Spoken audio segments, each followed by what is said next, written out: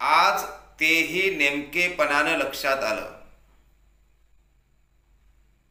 खरं म्हणजे राजकारणात पक्ष फिक्ष धर्म फिर्म तसं काहीही नसतं. जेवणात जसं चवीपुरतं मुरवलेलं लोणचं असतं. खरं तर त्यांचं सारं काही ठरलेलं असतं. जमिनीत मशागत करून आधीच बी पेरलेलं असतं.